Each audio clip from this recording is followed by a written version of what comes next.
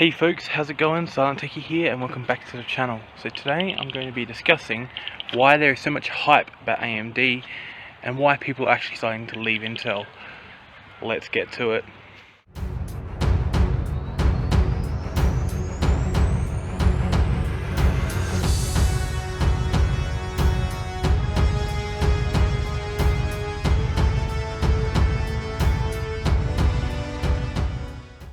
First, let me explain a bit of the problem. In 2013, Intel announced their new 14nm die shrink process codenamed Broadwell, which was more efficient than its predecessor Haswell.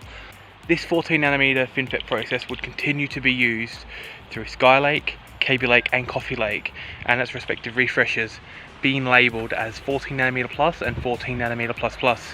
Intel have also had trouble getting their 10nm process off the ground due to a material science problem, meaning that they couldn't find any material stable enough or reliable enough to actually handle the 10nm die shrink process. This has resulted in drastic delays to Intel's 10nm timeline. For years, Intel were known as the CPU king because their competitor AMD hadn't produced really anything that competitive or that special, at least compared to Intel's offering. However, that all changed in December of 2016 at the AMD New Horizons Summit. At the summit, they announced their new Ryzen processors based off of the new Zen architecture. These processors were a disruptor in 2017 in the CPU market because they offered great performance at a great price. This new design with the Zen architecture came in the form of chiplets. So when Intel created a die, they basically chucked together the integrated memory controller, all the cores, the I/O die and whatever else that they want to chuck in there, and then they put it all onto the one piece of silicon. So basically, if there's found to be a contaminant or a defect in that piece of silicon, then the whole die has to be thrown out. That is not the same with AMD now. With the chiplet design, basically they can make the individual chips, the I/O die and all that stuff separate.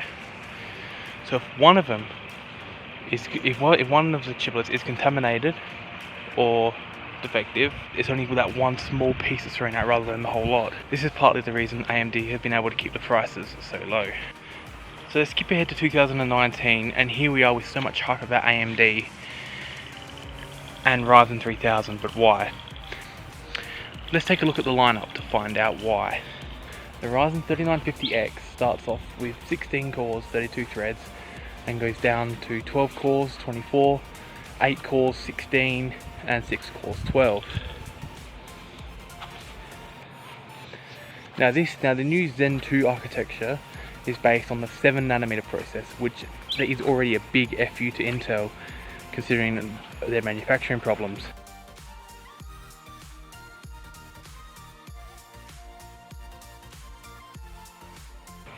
Ryzen 3000 also introduces the first 16-core mainstream CPU into the market. Now, it's not the first 16-core CPU, but the closest one there is right now to the 3950X is the Core i9-7960X, which is a HEDT CPU, which costs 1800 USD or 2,629 Australian dollars at time of recording, and that's not even factoring in the cost of a decent X299 motherboard. But as we know, the number of cores isn't everything, so we have to wait for some real world benchmarks to really find out if there's anything really that great about it. But AMD did provide us with some benchmarks, but we'll have to see, some independent reviews before we actually get our hopes too high. So without going into exact numbers and assuming that that these charts that we see are in fact correct, then we see that the 3600X and the 3900X almost has identical performance to its Intel counterparts, and for a lot less money. If this is true, then this could completely change the CPU market, not only for desktops but for laptops. We are already seeing this change with the Zephyrus GA502 laptop, which features a Ryzen 7 3750H, and it actually performs amazingly well if you ignore certain manufacturing mistakes. However, at a price point of just 1100 USD, that is amazing for a Zephyrus gaming laptop, because they often go for at least 2000 USD. Ryzen 3000 is also the first to introduce PCIe Gen 4, so users of NVMe SSDs Ryzen 3000 is also the first to introduce PCIe Gen 4, so users of NVMe SSDs who use one that runs off the PCIe Gen 4 bus will see drastic performance gains over the Gen 3. Also, anyone who's using any sort of RAID controller over the PCIe bus should see great performance, because PCIe Gen 4 offers 16 gigatransfers per second compared to the 8 given by PCIe Gen 3.